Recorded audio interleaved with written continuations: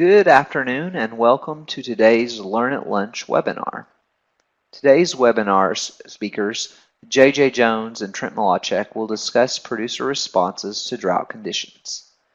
If you have questions during the webinar, please ask them in the chat box in the lower right corner, and Trent or J.J. will answer it at the end of the presentation. For more farm management resources, visit the eFarm Management website. I'll paste the link into the chat box. JJ and Trent, I will turn it over to you now. All right, so I hope everybody can hear me okay. Today we're going to talk a little bit of, I call it drought preparedness, and Brent, we need to probably have these meetings a little more often because down here in the Southeast we did this kind of similar meeting, and I planned it in February, and before we could hold it in March, we had enough rain that we actually pulled ourselves out of the drought.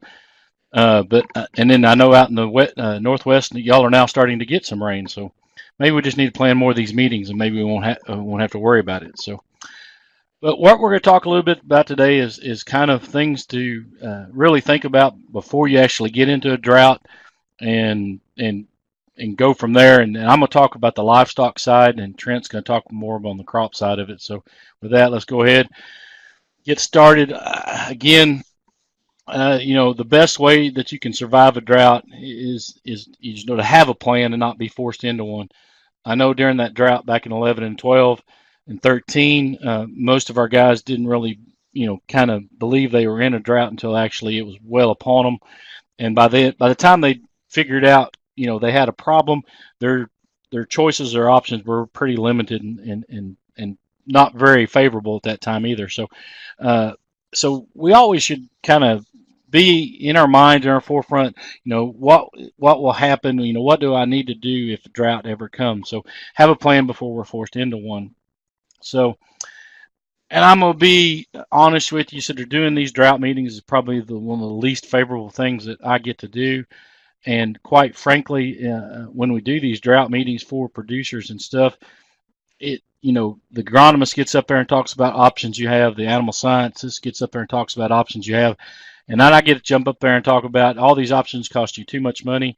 And I really, the producers are looking for that answer, that clear, concrete answer. And really and truthfully, I don't have that for them because everybody's situation is different. And it's different enough to where there's no way that I can come up with just one blanket answer to, that would, and our solution to the problem that will help everybody. And so I always start these meetings off by talking to the producers and asking them, is your operation a for-profit business? I mean, is it a business, and is this could be a business decision, or is this personal? This is more of a personal decision on how many animals we keep, or how many head we keep, or what we try to do. If it's financially driven, answers are a little bit easier to come with, but the solutions are harder to take. If it's personal, money's not that big of an issue, then solutions are a lot more plentiful, and we can make different choices there. So with that in mind, that I'm going to kind of approach it from a business side of it. Personal side is again the easier side to look at, but let's approach it from the business side. First thing, when we talk about situation, pasture condition, hay supplies, everybody's got it just a little bit different. For those producers who make their own hay and roll their own hay up, they may have more hay on in storage and ready to go. I mean, the old rule of thumb is producers kind of try to keep 2 years of hay in storage or in fence rows, just in case something like this happens. But if those producers are not are not making their own hay, or are just kind of producing just enough hay to get them through the year, they may not have near as much hay. Everybody's pasture situation is just a little different. So even here, down here in Southeast, we have, some counties that one part of the county was a lot better than the other part of the county as far as moisture content goes.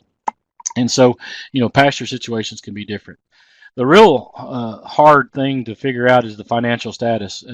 How much money you have available is going to dictate, what you can do. Also, the loan payments associated with the operation. We talk, when I was doing this drought talks back in 11 and 12, we always, the simple answer was, just need to sell cows, but it's really not so simple to go out and sell cows if you have a lot of money leveraged against those cows. And so loan payments associated with their operation, loan payoffs, and then just quite frankly, your ability to borrow. Some producers back in 11, 12 were already kind of leveraged pretty high, and didn't really have that ability to go borrow. And then bankers may not have the willingness to borrow, loan that kind of money in these types of situations. And the last thing, and I'll not spend a lot of time. I'll repeat myself a lot on this amount of risk topic. I think sometimes people just don't really comprehend the type of risk that you're going to look into, and deal with during these drought situations. And I'm not just talking about financial risk. I'm talking about personal risks. And we'll get a little deeper into those two topics in just a minute. But that's something that everybody's situation is just a little bit different. So with that, and before you can choose a plan, I think it says it must determine 5 aspects of your operation. I must have thought there was 5, so you'll notice here there's only 4, so I must have miscounted. But the first one that I think you need to figure out is most important is your financial situation, and what truly needs to happen is figure out the current cost of production. What are you spending right now for your cost of production? And again, we need to know that so we can figure out what these plans or how these plans are going to affect that cost of production, and then overall affect our bottom line. And then the next thing is, again, money available for a drought plan. Do you have cash in the bank to pay for this, or are you going to have to go borrow this? Do you have, even if it's just an operating note that you've got some credit available on, are you going to want to spend that, or do you have enough available to do what you need to do? And then, again, if you don't, financing available if needed. The next thing I think you need to look at is how much can you afford? And again, that's a very tricky question when you're talking to producers from the standpoint, you really got to rephrase it. How much are you willing to spend? I know back in that drought, I was talking to a producer there in the office, and I kind of made the comment, there's no, because he was buying some expensive hay being shipped in. I mean, we're talking about almost $100 a bale, not a ton, $100 a bale to get it shipped in. And I was like, why are you spending this kind of money on just a set of cows? And he kind of informed me that these were a special set of high, registered cows that had expensive bloodlines to them. And so I could see where he might could justify that. And he was willing to spend that money to keep that set of cows together. But for most time, our commercial guys, they've just got a set of cows. And again, how much you're willing to afford is going to tie back to your cost of production. And I'm going to tie back to some of that here in just a little bit as well. Again, the third thing that I think is real important for the producers to look at is just, what are your goals? What are you trying to accomplish? And again, I mentioned that guy that had the producer that had that set of registered cows. His goals were, quite frankly, he was going to keep that set of cows. He spent a lot of time, a lot of money, a lot of energy putting that set of cows together. His goals were to keep that set together, and cost. He figured it would pay him off in the long run to keep that set together. So, you as a producer, you need to figure out just, what are my goals? Is it to keep this the group of animals that I have? Is it to still have money in the bank when this drought is left, gone? I know several producers back in that drought spent several years of profits, or at the time we thought several years of profits to survive the drought. And really and truthfully, the 2014 may have helped them out, but probably what 2014 did was get a lot of people even to where they were before the droughts even hit. So again, the goals are going to be different for everybody, and it's something that only they can answer for themselves. And then again, I'm going to get back to this ability to tolerate risk. I think that's just super important, financial risk and personal risk. And again, I believe that's the next slide, and here it is. It's when we talk about the ability to tolerate risk, personal risk or personal risk here, time. Back in the drought, and I'm gonna keep referring back to that drought in 11, 12, and 13. I knew guys spending an inordinate amount of time hunting for hay, not so much feed, but hunting for hay. And I've got a graph here to kind of show, just the hay how much hay may be available around, not just in Oklahoma, but around the United States here in just a minute. But how much time are you be willing to spend? I knew guys that were just scouring the internet, and there was a few websites out there available, and it'd be listed at 9 o'clock that morning, and by 10:30 it'd already be gone, and they might have seen it at noon. And so, so these guys were spending just a lot of time and a lot of effort to try to find hay for their operation. And then the other thing, I talk about the agronomists and the animal science guys talking about the things they can do. Everything, and they have great ideas and stuff, but everything that they mentioned requires some extra management. And most of the guys that I deal with have full-time jobs, and so they may not have the ability or the time it takes to do this extra management for any of these other types of plans. And then tolerance. Guys, it's depressing, when you keep thinking that you see the light at the end of the tunnel, and then you find out it's a train coming your way. And so it's all kind of, usually darkest before the dawn. And so how much are you willing to tolerate? How much can you stand? And these are all things that producers have to decide for themselves. And then financially, this is a simple part as far as risk goes. How long are you willing to hold it? Do this. I guarantee you this when we hit that drought in 11 and producers started reacting to it in 11, they nowhere in their wildest dream did they figure they'd be going to 13 before we saw any rain. And so that's where you really kind of need to have that in mind. When this starts, how long can you tolerate this plan? How much financially, how long can you stay in that plan and make it work? And then again, how much are you willing to spend? So all questions the producers need to ask, all questions that I can't answer for them, and just makes it a little more difficult to do these types of talks. So now let's switch a little bit. I've kind of got off my soapbox there, and let's talk a little bit about ways to look at it and plan around this. And this first graph that I want to show you here, it's just estimated average cow-calf returns. And the reason I show this graph here is you'll notice there that there's not too many times that those returns get up above $100 a cow. So what I do is I show this graph to kind of indicate, these are the profits that we're looking at to spend on our cow-calf operation, to keep the number of cows. And so, we see there that 2018, they're actually predicting red ink for the cow-calf industry, but you can just look at this and see that there's not our margins are really small. And so we don't have a whole lot of profit to work off of. And so, again, how many years of profit are you willing to burn in order just to, stay in business and stuff? So that's something I want you to consider. So I just throw this graph here, just say that we don't have a lot of money to spend. And then I show this chart up here, and I'll be quite honest with you, this chart I think is going to look a whole lot worse when the new one comes out in May. Because they come out twice a year, December and May, but this chart here in December shows that the hay stocks here, just in our part of the country, Oklahoma and Texas, down quite a bit from the previous years, and I think the wildfires in northwest Oklahoma are going to, exaggerate this even more, because a lot of hay is getting moved, up there to feed those groups of animals, in those fire areas and stuff. So I think it's going to be even a bigger problem if a drought continues as far as hay, hay stocks and where we're going to find them. And you can see there that really and truthfully, there's not a whole lot of good news anywhere close. And I guess you can go to Georgia and Alabama over that direction and get some hay. But again, hay may be just as cheap. We may get it for $40 a bale, or $60-$70 a ton.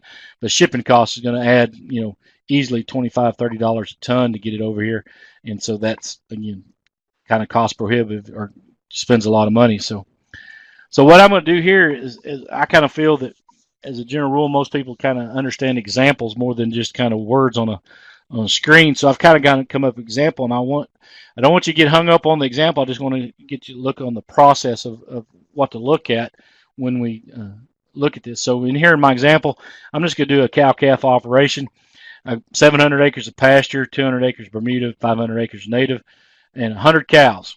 English Continental, 1,100 pounds. We typically get 85% calf crop. We buy our replacements. We're calving the spring. Weaning weights are about 500 pounds. We typically feed hay from November 1 to April 1. Okay, and again, some of this is not necessary, but I always like to get all the information you can. Helps you put the example together. But this is what we're looking at, and so in our example, our situation, it's drought, and we know drought's coming. And right now we expect about a 45% reduction in our 45% of normal production in our hay crop. So normally we produce 700 bales. Expected now is 315. And again, we're projecting this before we ever do it. And then because of the drought, we're assuming that we're going to have to start feeding hay earlier, 30 days earlier, October 1. So for that 30 days for our 100 cows, we're going to need 110 bales. And you kind of put that together. And you add those together, and it comes up to about 495 bales. And you do the math at $45 a bale, and I got $22,000. That's just 1 year of the drought, just to get us through the one season, or $223 a cow. Go back to my graph, that shows that we're only have about $100, at best, profit per cow. So now we're spending 2 years worth of profits, or more than 2 years worth of profits, just to keep this situation, keep our cow herd intact and keep it going. So that's, again, business decision. It's pretty simple.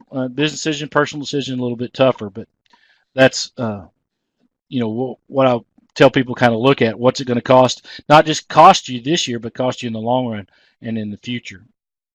So with that in mind, I kind of have, a couple of other thoughts. At today, cold cow prices, an 1,100-pound cow will pay for the hay for 3 other cows. So if we looked at that, I told you $225 a cow, so roughly we're going to get about $800 for a cold cow these days at 1,100 pounds. So if we simply reduce the herd by a quarter, 25% or so, we might could pay for that plan to keep the hay.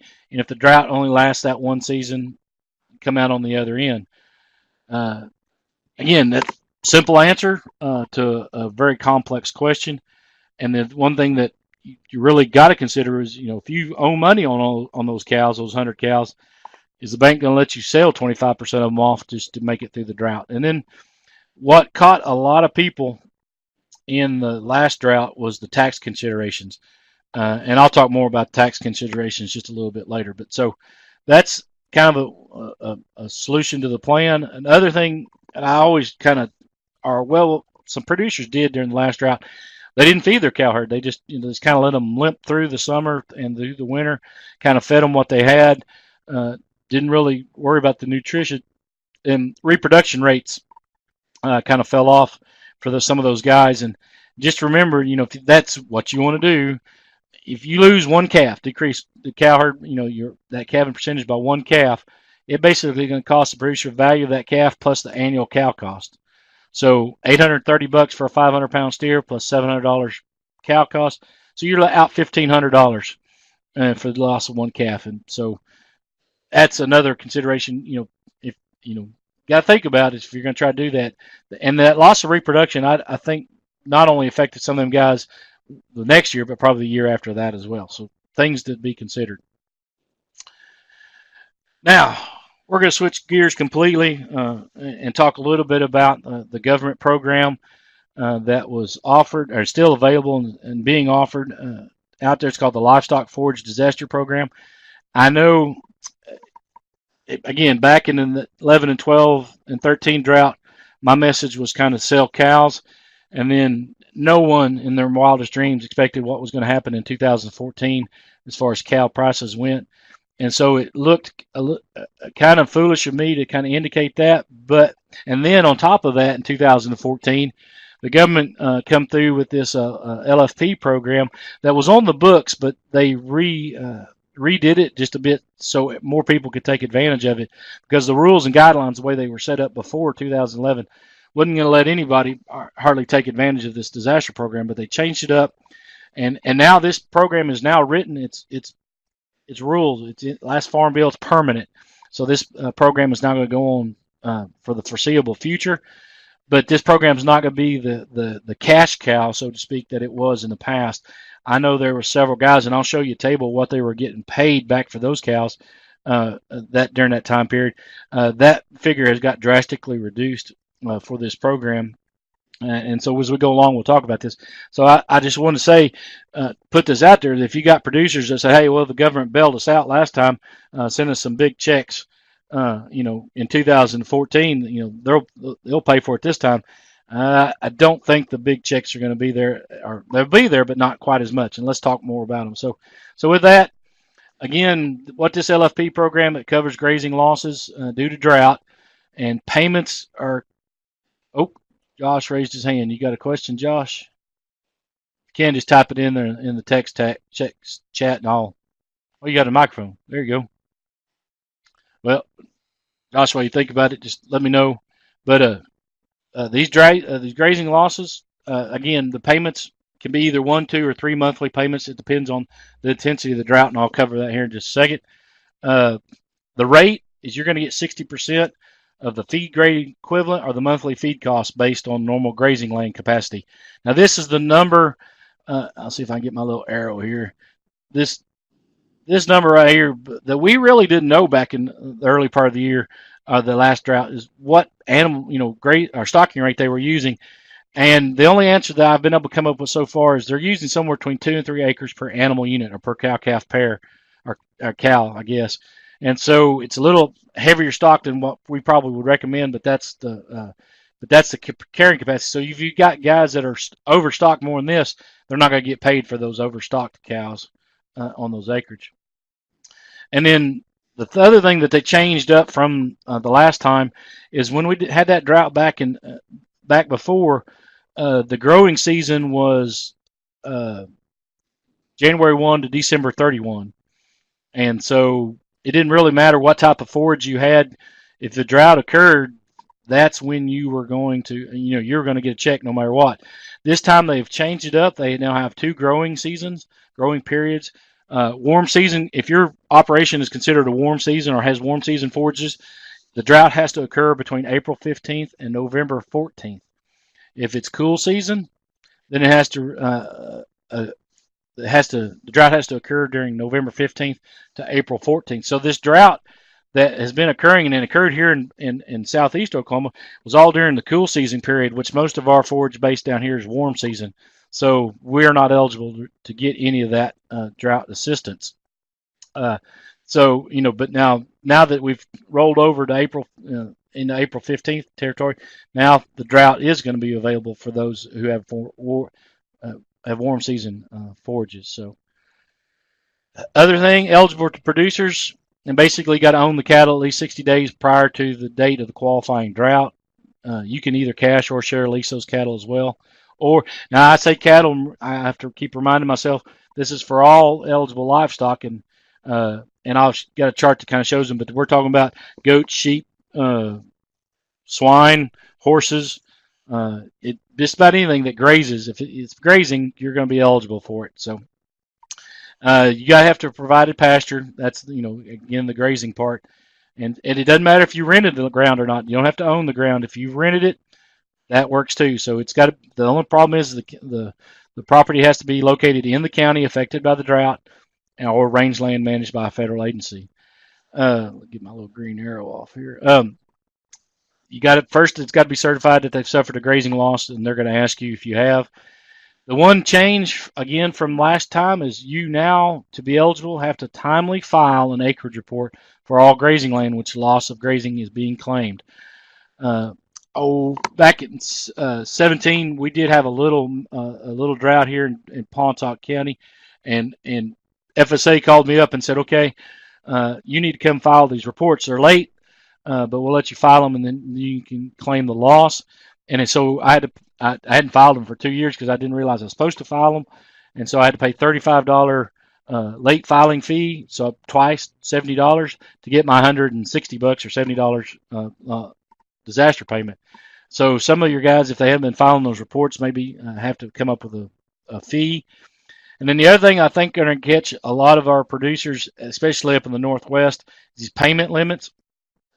Limits are it's limited to $125,000 total, for all these programs. So if you get the LFP program, you get a check from it, and then if for some of our producers up there that have been burned out by the fire and collecting on the LIP, the Livestock Indemnity Program, once your payment hits $125,000, that's it.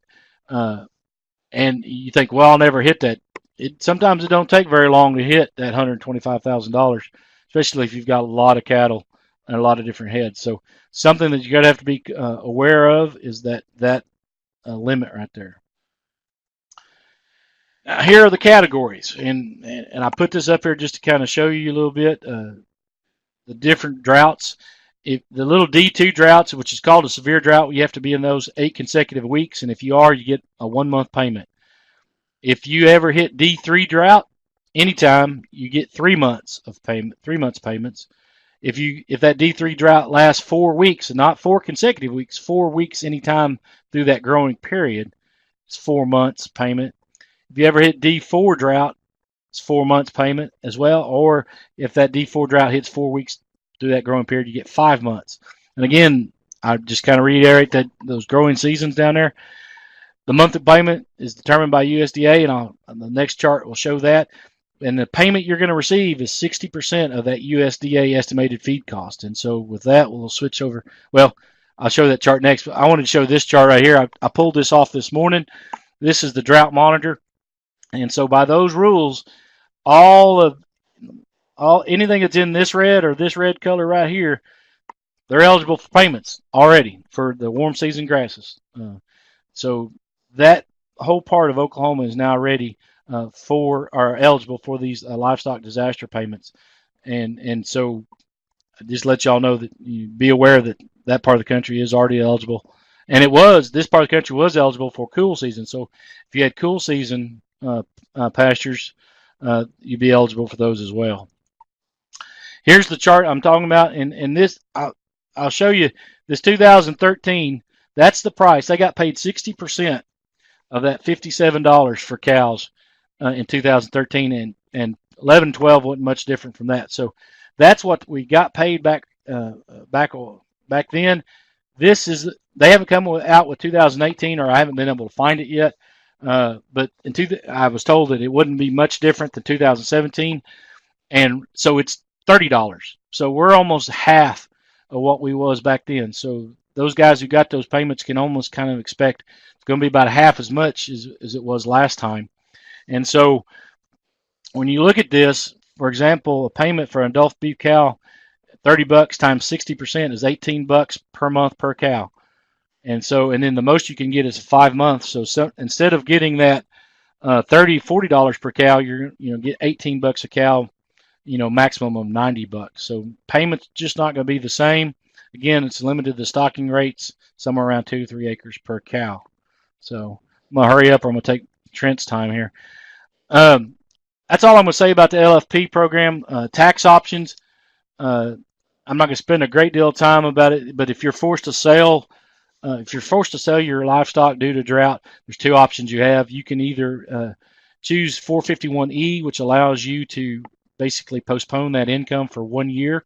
That's good for all classes of livestock. Breeding animals, market animals, doesn't matter. It's good for all classes.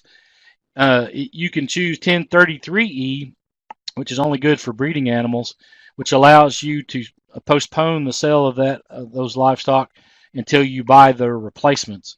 And then, but you can have up to 4 years, but generally 2 years to purchase those replacements. And so those are 2 options that producers have available. That way they don't take the hit of selling livestock, all in 1 year. At least take the tax hit that it could happen. So again, we have a fact sheet on that. It's fairly straightforward and easy to understand. If you got any more questions, we can hook you up with JC, and he can explain all those to you. So with that, guys, that's kind of all the what I've got to talk about as far as livestock goes. Again, you got any questions, you can get a hold of me or Trent or Scott, and we can answer those questions for you. And more than happy. And if anybody's got any questions now, answer them, or we can go switch on over and let Trent talk. Well, JJ, I don't see any other questions, so I'm going to get right into it here. I see that Lauren's in the list of participants over on the side there. So Lauren, I wanted to thank you for having that drought meeting a couple weeks ago that gave us about 1.5 inches rain over here in Enid. So we'll just keep having these drought meetings, and hopefully we'll get another rain here this afternoon or tomorrow to add to that total. But as we go forward here, I'm going to talk a little more from the crop side. I know JJ did a good job of talking about cattle, and a lot of the things that he mentioned are going to hold true for crop producers as well. And as we know, most people have both enterprises on their operations. So this is all going to be useful information for people trying to integrate these two crop enterprises and livestock enterprises together. But my first slide here says rely on assistance, and that probably sounds like an obvious thing, but take advantage of those government programs. JJ did a good job of talking about LIP and LFP, and I'm throwing up a bunch of government acronyms here with ARC, PLC, SCO, STAX, NAP, cost share programs. You know, whether you qualify for these programs or not depends on what you're producing and how many base acres you have in your crop production, but it's important to talk to your local FSA office to determine what type of assistance is available and stay on top of those sign-up periods, because you'd sure hate to miss out on some of that assistance money just by missing a deadline. And again, get in contact with your local FSA and NRCS office. I've had producers kind of in low crop time or crop price times have been interested in going to grasses. So we've seen some interest in cost share and planting grasses and things like that. And establishing a perennial grass during a drought probably isn't going to be the first thing on your minds, but as we prepare for drought, that's definitely something to consider to increase our grazing base and perhaps get a little more productivity out of some ground that's not necessarily being profitable with our standard crops at the time. Also, utilize crop insurance to the fullest extent, and what I mean by that term is remember that your crop insurance agent works for you. It doesn't matter who you buy crop insurance from. It's all the same product, but the agent makes a big difference in what you pay, and there's several different products that producers probably aren't even aware of, trend adjustment and yield averaging that comes into play, that a good crop insurance agent can determine what types of riders or endorsements you can put on your policy that will help minimize premiums while maximizing your coverage. And again, at any time we're concerned about drought and adopting new crops, understanding what our crop insurance guarantee is going to be very important, especially as we start having those talks with lenders about what we plan to do and what our income potential is going to be. My next slide here says take stock of your operation. We always want to utilize the resources that we have available to us. Many of the goals and preventative measures apply to cropland just like they do livestock. So we'll talk about, in a few more slides here, we'll talk about soil sampling. What are your skills? Consider, are you good at growing wheat? Are you good at growing any other crops? Sometimes having a different crop on your operation could increase profitability, or it could just hurt you. And are you good at budgeting? And if you're not good at budgeting, there's always resources available from the extension offices to help you with crop budgeting if you're looking at new enterprises such as soybeans or milo or sesame or cotton, or the list goes on. Always make sure that you understand the risk moving forward.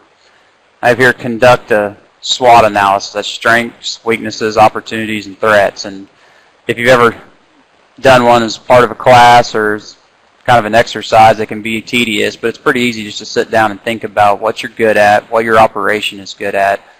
Are there opportunities for decreasing equipment cost, or are there opportunities for decreasing grazing pressure on your pastures? Can we sell some of our old cows preemptively before the concerns of drought really set in to try to minimize our grazing pressure and have good opportunities for the cattle that are still out there to make it through on better forage? What are your threats? Or do you have a high debt load, or are you having trouble with liquidity on your operation, which most people are right now since grain prices have been so low? Understanding what types of things are going to stand in your way to be successful will help you identify those risks and manage them better. It doesn't do any good to ignore them. And marketing is another weakness of a lot of producers. It's considering what's my plan for marketing these new crops. If I have trouble marketing wheat, will I have trouble marketing cotton and soybeans and milo? What do I understand and everything I need to know about those markets to minimize my price risk? They're all things to think about before we just jump off into a new enterprise in the face of a drought or any other thing that causes us to go into some kind of a crop rotation. In developing these budgets for new crop enterprises, like I said, there's sample budgets online. I have a slide of resources and web links here in a few slides towards the end of this presentation that you can look at, take a photo of that slide and visit those resources online, or visit your local extension office to get a hold of some of those budgeting resources. So likely occurrences during a drought. And then the obvious one is the possibility of decreased profitability due to lower yields. Obviously, having less water is going to reduce our yields and therefore most likely reduce profitability. But I have there in parentheses that prices can go up. So this is probably an unlikely opportunity for producers during the middle of a drought, is if you have grain in storage, basis can get better, prices on the board can get better. So always think about ways to improve your situation. If you have grains in storage, that's liquidity, but it's just not cash. It's easily transferred into cash, and those resources are there to help your operation get through these tough times. You're probably going to look at changing crops, and whether a change in crop could be, instead of harvesting wheat, you graze it out. And that's a different enterprise. That's using cattle to harvest instead of a combine. It can change the amount of money we're spending on that crop and the cost to harvest it. But also, we have producers during these low price times looking at soybeans. Do soybeans use more water than wheat? Typically, yes. So is that a crop we want to go to during drought? What about cotton? It likes heat, but doesn't necessarily like drought. Not always the case. So then we keep moving down the line with crops like sesame and milo that have been touted as kind of drought-tolerant crops that not necessarily going to be extremely profitable, but may make some grain where other crops will completely fail. So you try to reduce your risk when you look at these different opportunities for planting other crops, and it's always going to be about a rotation, and we'll look at a few rotation examples in the next few slides. And what about increased line of credit requirements? If you start making some of these budgets, you'll look at how much it costs to produce these crops, and if you're interested in adopting cotton on your farm, you'll see that it costs nearly double to put in a cotton crop than it does to put in a wheat crop. So if your banker doesn't understand the budget requirements and how much money is going to need to be drawn throughout the year to put in this crop, you'll likely fail, because those inputs to put in a cotton crop are required. They cost money, but without them, you won't have any hope of producing a profitable yield. So you're all conversations to have before we buy the seed, before we put it in the ground, and we're running out of time to have those conversations if we're looking at making changes this year. So it's always important to keep the banker in the loop whenever you're thinking about these different crops to plant, and maybe you get some advice along the way. And what about farmland that may become increasingly unprofitable? If you were having trouble making money on cropland in the golden years of crop prices, in that period after 2008, where crop prices were high and we had wheat prices above $7, if we had trouble making money on that land then, is there any hope of making money now? And can we negotiate rents lower? And if we can't, there is always that opportunity to let it go. And sometimes in agriculture, we cling to our land fiercely because there's no hope of getting it back if we let it go, but always consider that if that land is going to make you go bankrupt, if for some reason it's taking the profit from 2 farms to hang on to these extra 100 acres, is that really a good idea? And have that conversation with yourself, with your stakeholders, to determine whether or not you really need to cling to those low profitability acres. And enterprise budgeting is always going to help in determining what those acres are and where they are on your farm. So moving on, I have here a need for caution. Adopting new cropping practices can reduce overall revenue. As always, if we go out and we've never planted milo before and we are unaware that the sugarcane aphid can completely wipe out our crop, that can be worse than just planting wheat and losing a few dollars an acre.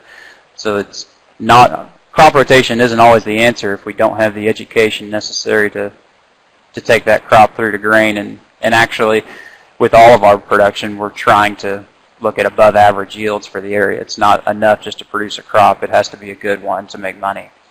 So be vigilant in attempting to maximize revenue across the entire operation.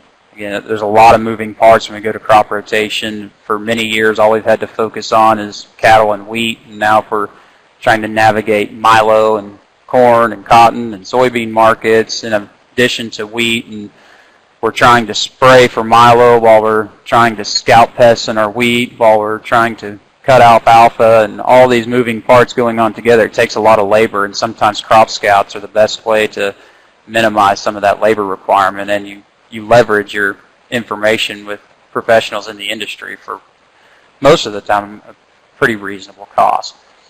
To take advantage of things like milo stocks for extra income. Anytime we have crop residues that we can run through a cow, that's going to be an opportunity for us. But again, in the middle of a drought, that's something we lean to is what can I graze, what can I do to maintain my cow herd as long as possible for the lowest amount of money, and that may factor into what you decide to plan on your crop acres in order to benefit your cattle operation.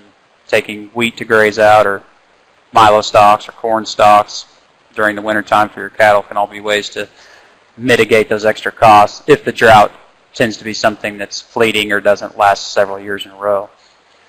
So again, budget in order to discuss this plan with the banker and have enough revenue available and a good enough liquidity position to see these things through to the end, because if we run out of money halfway, then it's not going to help us out.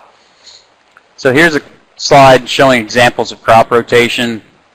And the first two there, I mean, these are just things that I thought of here quickly that I put down on the slide just to think it through. But in that first example, we have wheat going to canola, back to wheat, to grain sorghum, to wheat, and to soybeans.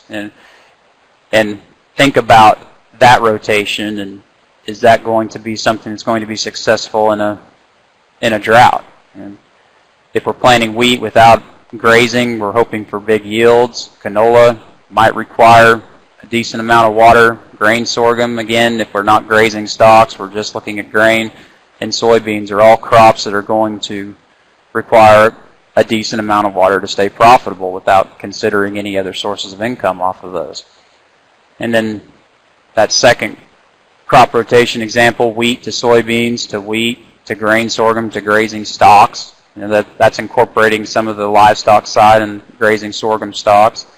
Again, when you're trying to put in these crop rotations, just with these examples here, we're looking at 5 years. Well, how can you know what prices are going to do in 5 years? We don't know what the moisture outlook's going to be, so some of these things have to be flexible. But as you start getting down to those last three options, I kind of consider these more of my drought-friendly examples of crop rotation, with graze out to planting sesame to coming back the next year with grain sorghum and grazing stocks, or graze out to grain sorghum, back to graze out sesame and wheat, or that final one where we look at graze out cotton, grain sorghum, grazing those stocks, and then back to sesame.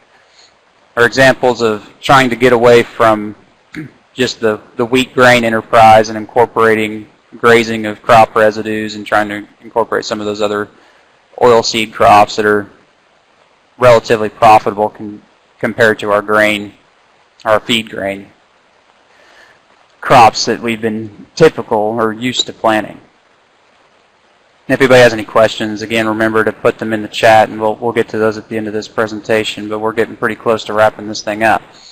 So looking at crop rotation goals, again, anything we do in the face of a drought is probably to try to reduce water requirements. Again, we caution people who are thinking about planting soybeans much west of I-35 that the big determination of yield for that crop is going to be rainfall, and anytime we're considering drought and soybeans don't go together. So that, probably don't want to put a whole bunch of acres of the farm into that crop and then have to suffer the downfall if we don't have rainfall during the summer. Crop rotation goals should also distribute income generation over more of the growing season. I like to know that if it rains more during this particular part of the year, that I'll always have something growing that can take advantage of that. So incorporating winter wheat or canola, and then also planting grain sorghum or sesame earlier in the season, or maybe double cropping later in the summertime, will always ensure that you have something growing so that when rains come, even during droughts, it does rain, that part of your acres are there to take advantage of those rainfall events and provide a little bit of income instead of just hedging all of our bets on one crop during one part of the growing season. Crop rotations can also reduce your line of credit draws throughout the year. So anytime we're borrowing a lot of money at one time and then happen to borrow that money throughout the entire growing season until we can make sales is going to increase our interest costs.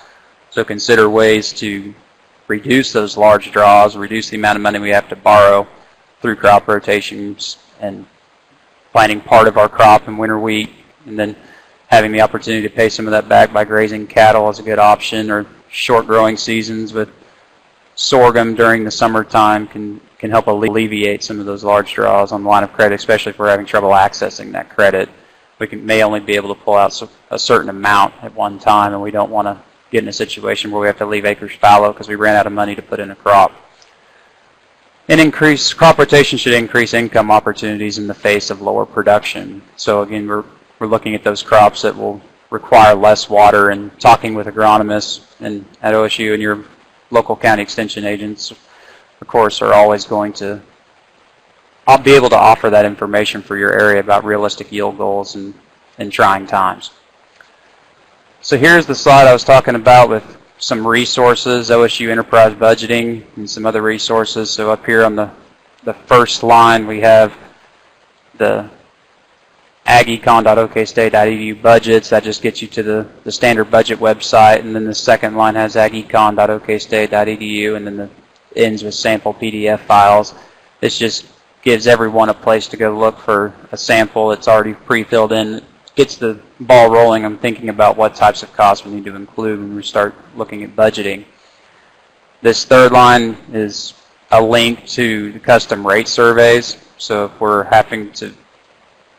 looking at planting different crops and we don't necessarily have the equipment to put in those crops, we can look at custom rates for our area and see what it's going to cost to hire some things done in order to try to incorporate those other crops on our farmland. And then this last line is aglandlease.info, which provides agland leasing information and has some pretty good links to documents that can help you through the negotiation process and things to consider whenever making changes to our leasing agreements.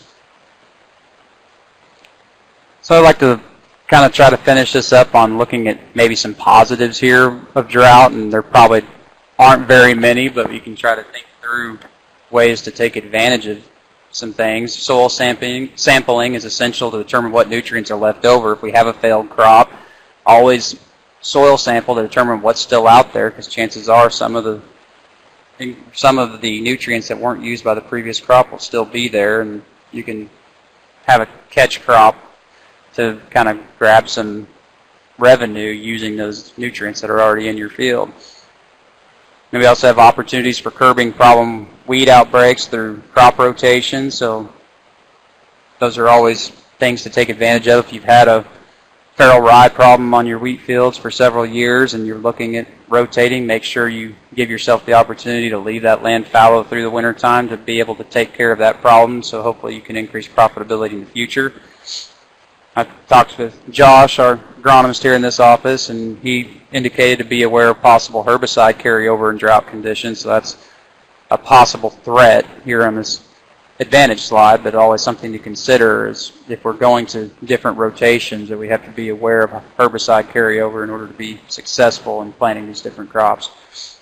This is a link to herbicide concerns that he provided me. So again, if you want to take a picture of this slide and look up that link, it's good information on some of the things to consider with that restraint. And then finally, we talk about prices could increase, giving opportunities to market stored commodities or to adjust stocking rates. It's kind of like JJ said, selling cattle before we are forced to, we'll be able to likely receive more money for those cull cows, and we'll let our pastures rest some and produce more forage, so maybe we don't have to purchase as much hay, increasing the overall profitability of those farms. So not acting and not having a plan in and of itself is a plan, but it's not necessarily a good one, and we always want to be thinking 2 or 3 steps ahead and how to prevent problems instead of always reacting to them. So some of my final thoughts: planning for a drought, or planting a crop in a drought, is like trying to plan for a disaster. So if we know we have low rainfall and we're planting anyway, we know that we're probably not going to have great yields, so we want to budget soundly and make sure that we know exactly what we're up against and how much revenue we're hoping to receive from this crop. And we still have to fertilize accordingly. Always look at costs that are going to have the highest return on investment, and fertilizer tends to be the one that always comes to mind when I bring that up. Is fertilizing for a record crop can make it a little more expensive on the budget, but in the event that you do get rainfall, it's the only way you're going to ensure you have record yields, is by fertilizing more than just for an average crop. Use marginal budgeting to mitigate adverse effects. So this is looking at, will planting this different crop on my farm really benefit me? Does it have a place, or will I end up in a worse position if I end up failing? And again, just look at changing little pieces and making little steps to try to look at different crops, and don't just bet the whole farm on something new that we haven't ever planted before or we don't have much experience planting.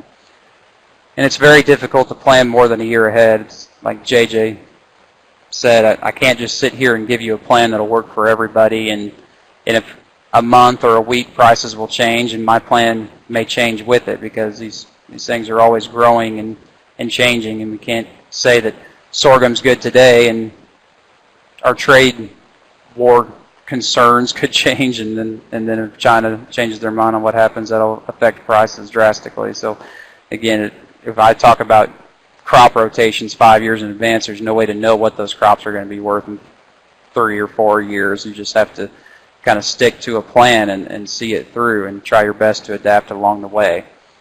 And a strong liquidity position will always make it easier. And again, there's not a lot of extra cash floating around for producers, but there are still crops in storage and ways to kind of turn some of that storage or turn some of that unused equipment into cash to try to get through, especially if it's only a few years or a year-long thing. Longer term, there may not be great ways to plan for it, but you always try to do your best to mitigate the effects as much as you can. So with that, I have our final slide with questions. We also have the link to the survey. Brent wanted us to include this on the slides, and if you would please go to that link and give us your feedback on this webinar, we greatly appreciate it, and allows us to make changes and bring you content that you guys want to hear us talk about. So with that, I'll field any questions, and that's all I have, Brent. Thank you, JJ and Trent. We appreciate everyone joining us today. Like you said, if there are any questions, feel free to ask them now in the chat box. I also would like to remind everyone that our next webinar will be Tuesday, May 15th, and Dr. Shannon Farrell will discuss contracts and understanding them. So if there are no further questions or comments, we will see you next time on May 15th. Thank you.